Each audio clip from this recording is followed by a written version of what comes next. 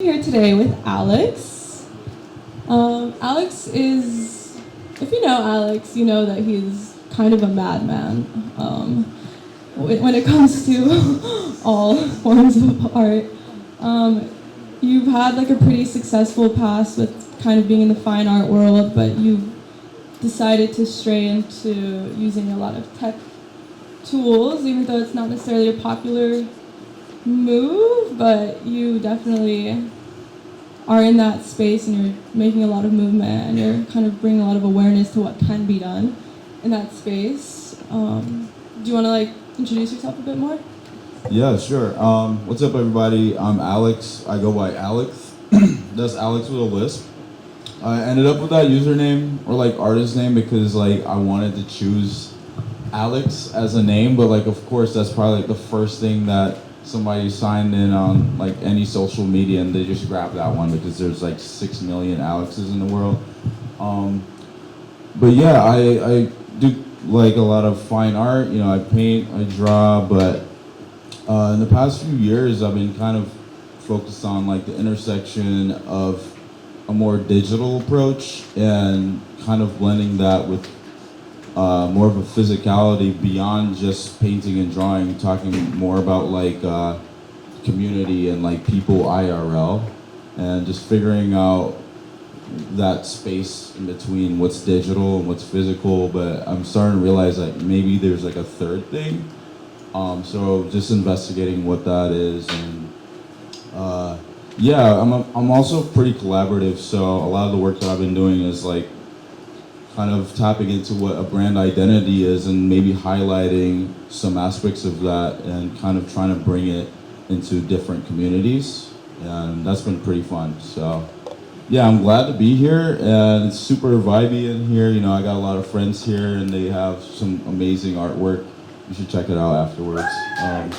Yeah, thank you. I'm glad to be here.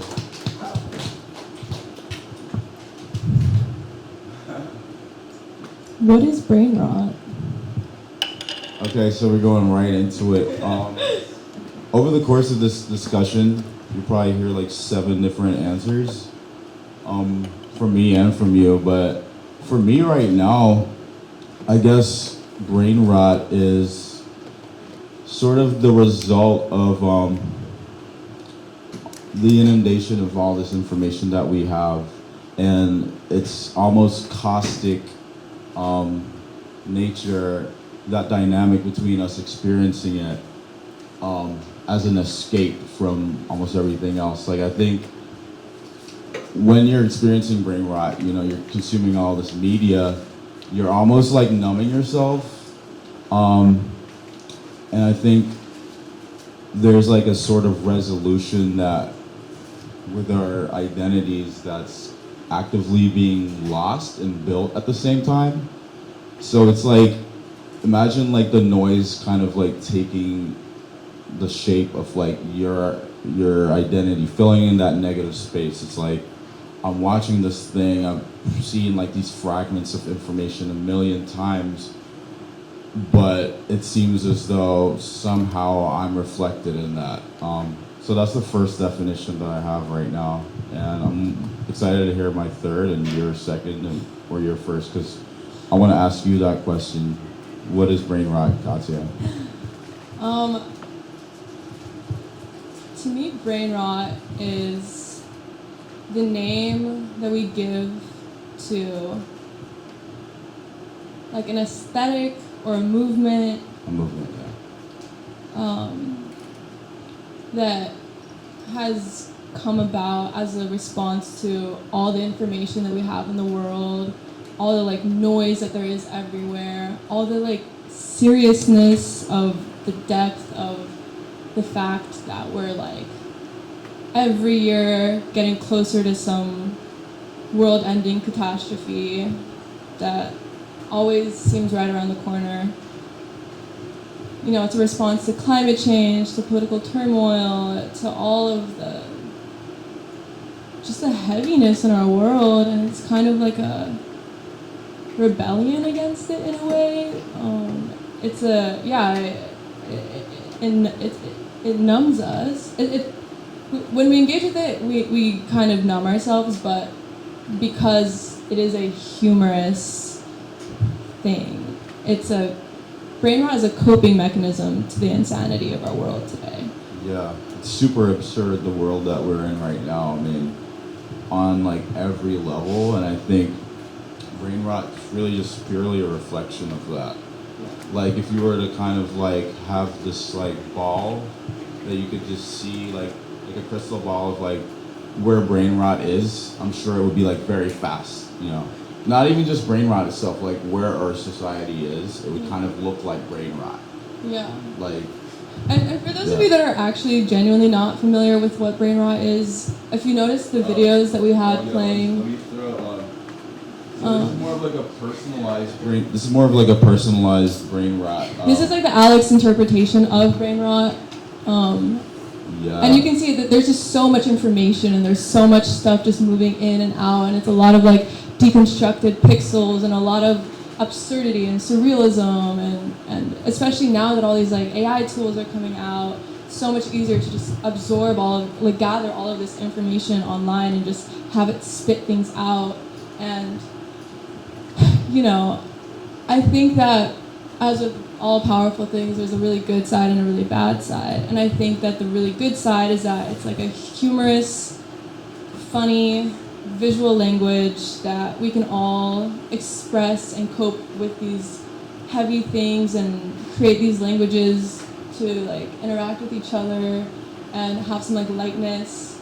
And then the bad part is that it is quite literally mind-numbing and really addicting. It's incredibly that's the thing. It's super addicting. Yeah, it's so addicting. Talk about like doom scrolling, you know, people going through Instagram Reels or whatever for like hours mindlessly, you know, just like, and in that moment they're doing that, there's like 20 different subjects, but they seem to have like a through line, and I'm like wondering what that through line is. And I end up back at the word absurdity. Like there's this element of just it being like a shock factor, wow factor.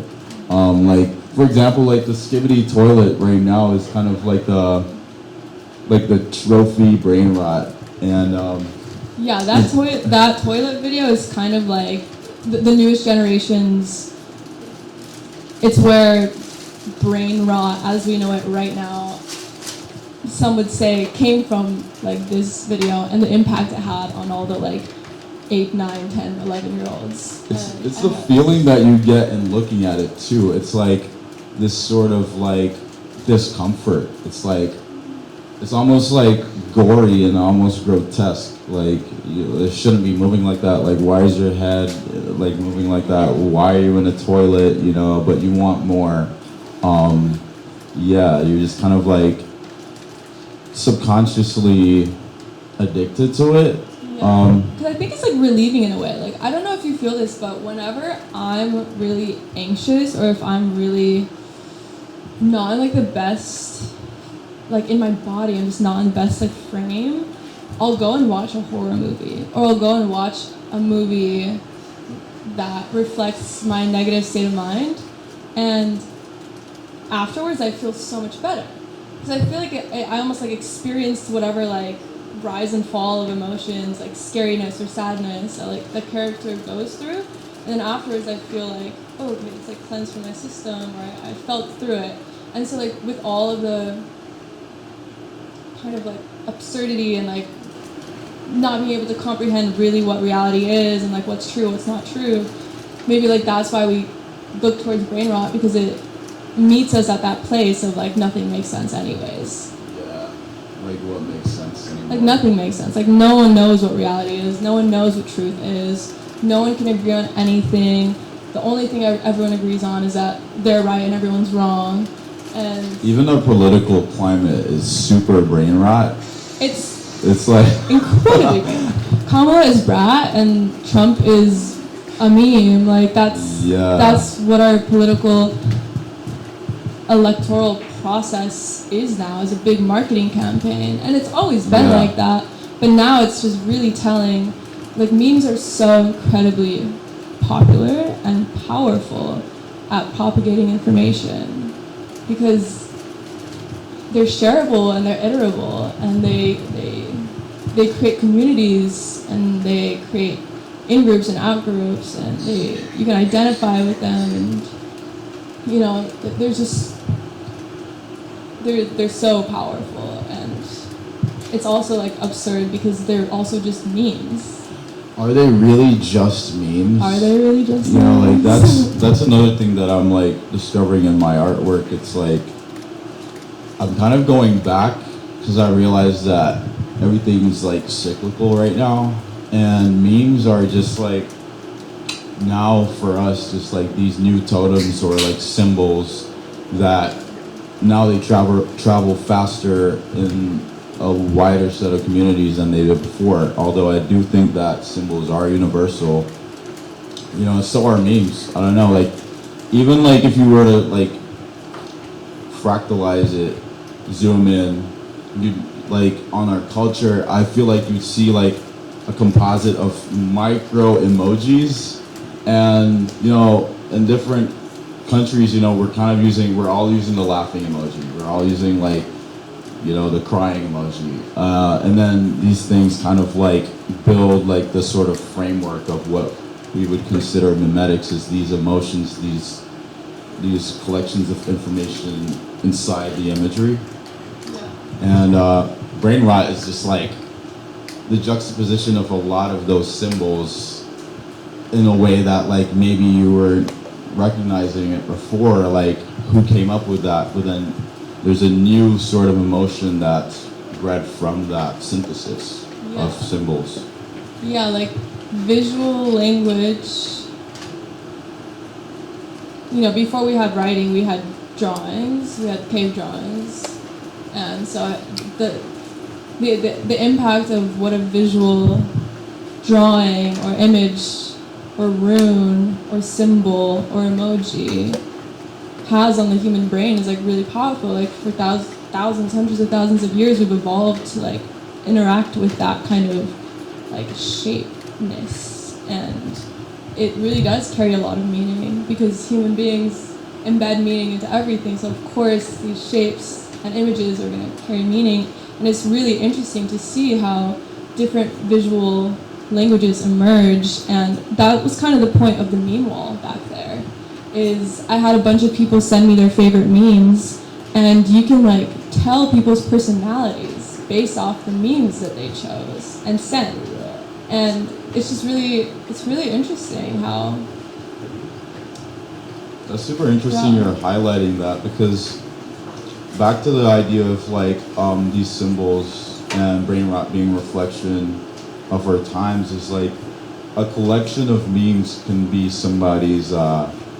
Can be the silhouette of somebody's identity. Like looking at some of them, you see like in a collection of them tied to one person, maybe like there's like similar colors or like maybe even like the same format of meme, and I'm like wondering like what it would be like for each person to have their own meme.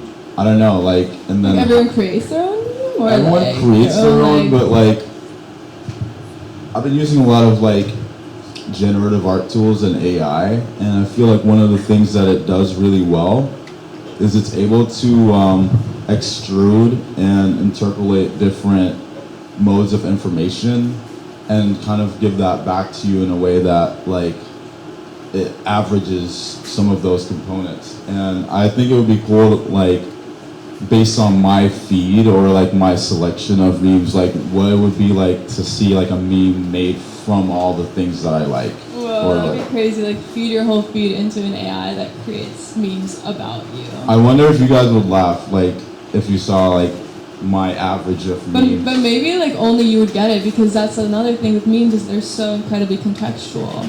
Like all the references within them, you almost have to know what came before it and know what came before it, and that's what also traps people into this doom scroll. Is that like, or like even like Twitter or something like that. If you go off of it for like one day even, and you go back on the next day, you don't know what the fuck people are talking about because it moves so fast. Like the way that things shift and iterate and change, like it's all so context based.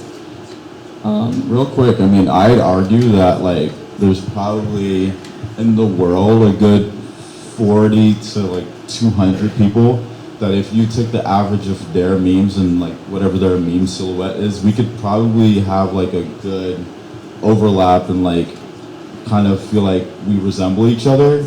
Yeah. And that's where I think it's really interesting with memes and community is you kind of think something's funny, like you share similar humor. Yeah. You it's like these like because also like brain rot, like this whole absurd surreal aesthetic really taps into like the subconscious. It's because it's not logical. It's very like intuitive and feelings based and dreamlike almost. And so when you connect with people around memes, it's like you guys connect in this almost like deeper way. You're not just like, oh, I like the same shoes as you, or I like the same songs as you. It's like, oh, I have the same visual language as you, and I have the same humor as you, which is I think why these like online communities are really strong, especially like in the meme coin world. All of that is around memes, and it's like tribalism with visual language. And one thing about visual language is like it's closely accompanied by also just like taste in music, fashion. So what we're looking at in this day and age is these images, this media, they're kind of just serving as like almost like a fishing net of taste in like just identity in a community. And if you find yourself liking one thing, it's almost certain that like right next to it there's something else in a completely different space that you're just waiting to break into. And there's this viral aspect to it as well, this element of it being super contagious. And I'm investigating like what initiates that outside of just like people just like having direct access to the information, because we see stuff on our timeline, but now with these algorithms it's like there's all these variables as to why it's delivered to you. Like, was it because I was close, or was it because this is what's happening everywhere else, and this is kind of just a crystallization of like that information? Yeah, it really makes you think about like physical or like digital space and proximity to each other through our algorithms. Oh yeah, definitely. So you talked a little bit about how you're exploring how these ideas propagate. Do you want to talk about your ankle project? Yeah, so I started working on this ankle project. I was like very sick, and then I kind of just like had this kind of idea just land, kind of airdrop to me. I don't know where from, but in working on it and exploring the imagery of the ankle, like I kind of discovered that everybody has one, and if you don't have one, then you wish you did, right? And walking around and kind of just like realizing that all this movement or getting from point A to point B, it's kind of like how we ended up here in the first place. And I started to kind of equate that with a sort of divine energy. And now we have a community of people that also feel that and are making art around the imagery of ankle, but realizing that ankle is kind of like, in a way, the summation of all the imagery on the internet up until this point. Like in a lot of ways it's almost like a Trojan horse carrying with it like everything that's happened outside of the internet and inside of the internet. Like you think of like a foot, that being like the thing that grounds you and propels you forward. It kind of just makes sense as a symbol that would represent traversing between both worlds. Like the thing that ties us to the heavens and the earth are our feet or our ankles. Like you got the earth right there, and I believe that everything that's like above the earth is just the heavens. So and then there's all this like symbology and like Greek mythology and other cultures about the ankle, the foot, and really I'm just thrilled to see a community of people developing ideas or artworks kind of resonating with the message that is ankle. So why do you think people are drawn to the idea of ankle, and why do you think people are making their own art about it? And do you think that a lot of people are making art about this kind of stuff in this like sort of like meme coin frame, or is it kind of a newer phenomenon, or for the people who have zero context, if anything, just like... Yeah, well, I think people are drawn to ankle because it's something that we all know about, but for some reason hasn't been highlighted in our culture. It's pretty taboo. It's like taboo, it leans very quickly to fetish, and like it's strange how like sexualized the foot is. Yeah, it's crazy how sexualized the foot is, and that's nothing against people that are into. We love people with foot fetishes, by the way. Yeah, keep doing you. Foot fetishes are great. But I think people are attracted to it because they see a sort of like perspective around something that's so common that seems in a way so current and inclusive. And I want to mention again the idea of symbols, like proposing that a body part could be a symbol, and with symbols there's these worlds inside of them. Like I think it makes people look around themselves, but like at their ankles, and like wonder like, where have my ankles been? Like where are they going? Where are our ankles going? Because really, I see it as like one big ankle. All our ankles are interconnected right now by like a single string that probably resembles an ankle. I could go all day, but you see the brain rot, it's like, it's there. And funny enough, me relaying that message like that probably made you understand it a little bit more, because it's almost the only way that I could express this idea. So talk about this brain rot being now a vessel of like translating new form of information. I see ankle as a new file type, and there's all these other new file types that are emerging, and we're actively developing the software to process this stuff.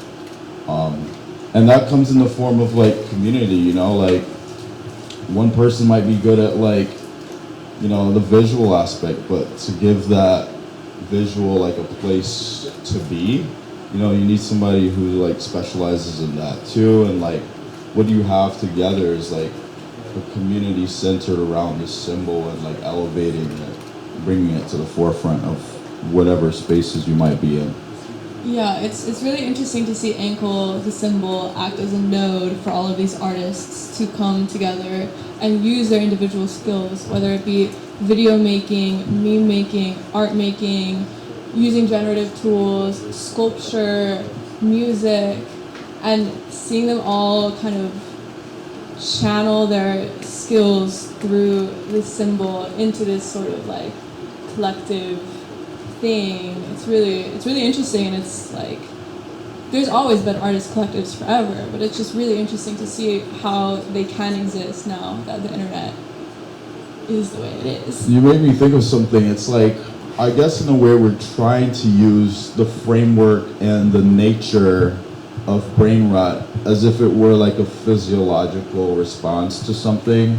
Yeah, because it is, because it taps like the dopamine, it taps your monkey brain. It makes your monkey brain go, oh, I'm gonna look at this for hours now. Yeah, you know? the monkey brain, the reptilian brain. Yeah, you know, the like reptilian brain. that part of you that's like, oh, I've been here before, but this is so new. You know, like I look at like a Rothko or a Rorschach painting, and I'm like, you know, you're kind of like filling in the blanks, or even just like listening to lo-fi music. You know, it's kind of like that. I think that's kind of what brain rot is kind of like. It's like lo-fi information. You think it's lo-fi? I think it's hi-fi. It's like hi-fi to the point that it's like so blurred, the colors. Yeah. It's like, and it's like, it's sharp, but it's also just like the emotions within it. Like, back to the symbolism. The symbolism is like coded in the emotion itself. It's like you're looking at something and you're like, but there's this and that at the same time, you know? Yeah, it is really interesting how within visual, I don't know, worlds online especially, there's like two kinds of information being transferred. There's the visual aspect, and then there's like the underneath the actual like message that's happening. And you know, this conversation quickly can go into like propaganda and like how you can like embed messages into things. And I think it's just really powerful to note that it seems that what has gripped the internet, the world of the internet right now, is this kind of visuals. And so it's just interesting to think like if you intentionally use this kind of visual language that is so attention grabbing, so appealing, so addicting, and intentionally put your message underneath, whether it's ankle, or whether it's like Nutter Butter, or whether it's Subway Surfers, or like something, some brand, like it's kind of, there's a huge rise in brands using this kind of visual language to access their audiences, because you got to meet people where they're at. Where they're at is scrolling on Reels or scrolling on TikTok or scrolling even on like Twitter. Everyone's just looking at memes now, and so it makes sense to me that brands are gonna start tapping into that, using these aesthetics, and then embedding their message or call to action or brand awareness within it. And it sounds really kind of like scary and dystopian, but at the same time, like it's kind of like what's always happened. It's inevitable. It's inevitable, and just right now, it just happens to be that the popular visual language is brain rot, and it's hard for a brand to really use it to do it well, because it can look really cringy, or it can look really like out of touch, because it is so context dependent. Like you have to understand all these nuances, especially if you take it and reshape it to like sell a product. You know, if it's so easy to do that wrong, but it's also really powerful if you do it right. I'm really like dying for you to ask the question like brain rot in relation to art history, but I don't even have the answer yet. But as soon as you ask it, I'll probably like start thinking about it. But I'm gonna surprise you with it. Okay, yeah, the conversation. Yeah. Brain rot art history. Oh, okay. Now? Okay. So I think like, you know, the obvious connection there is Dadaism, Marcel Duchamp. We think of the fountain. That's super brain rot. I mean, he's like, what did he do? He walked into a bathroom, saw a urinal, and just like wrote his like tag on it, and like pulled it out of the bathroom and was like, this is a fountain. Like that's, we fast forward now. Funny enough, we look at Skibbity Toilet. I wish it was right here. Oh, yeah. And it's like Skibbity Toilet is the modern day Duchamp's fountain. Yeah, it's like, how are you assigning this like identity to something that we like excrete? You know, like you know, we all use the bathroom, but in a way you're like taking the imagery, that moment, that space, and kind of proposing it as fine art or entertainment.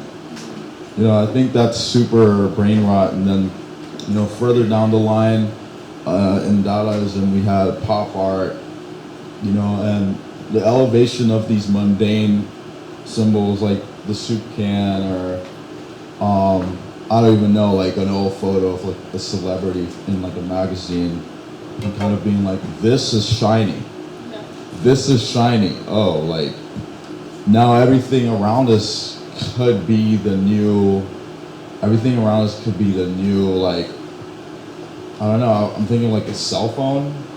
Like, yeah, I think it really like ties into even how fashion, like the relationship between like low art and high art, and how a lot of the highest fashion houses look to what everyday people are wearing, and then they reimagine that, and then that becomes what's in next season. Or yeah, just taking these, I would say like Skibbity Toilet and all of these things are technically like low art pure entertainment, junk, brain rot, but at the same time,